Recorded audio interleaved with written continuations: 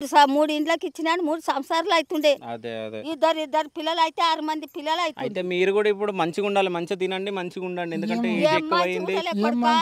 మా రోజు వాళ్ళని పెట్టరారు. తినేటప్పుడల్లా జాసంకి వస్తారు, చాదాటప్పుడల్లా జాసంకి వస్తారు. బాలేకున్నదా నాన్నమ్మ ఒటికాదా ఒటికాదా ఇవో బెడ్ తీసుకొని తినమ్మా, నువ్వు ఒటికాదా ఎందుకు తాగుతావు అంటే నాన్నలే ఇప్పుడు ఎవరు అంటారు, ఎవడు అడుగుతారు. మాకే వచ్చింటే అయిపోయిందే కదా కొడుక.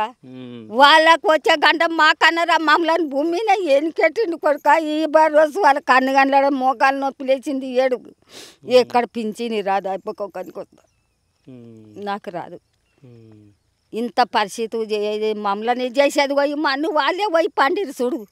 చేను కాడ ముద్దుగా వాళ్ళకి చేను తెలియకుండే ఇట్లా వస్తారు రాకుండ్రి, తోలుక రాకుండే తండ్రి. ఇక సాలే వాళ్ళే వాళ్ళు.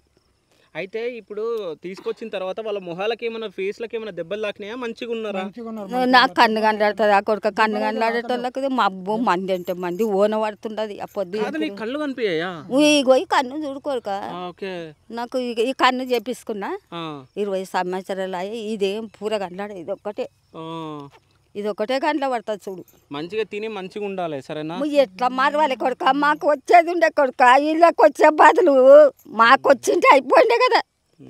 ఈ చిన్న పిల్లల్ని ఇప్పుడు సంసారాలు అవుతుండే మాకు మన్ను చేసేది పోయి వాళ్ళే పోయి పండిరు చూడు.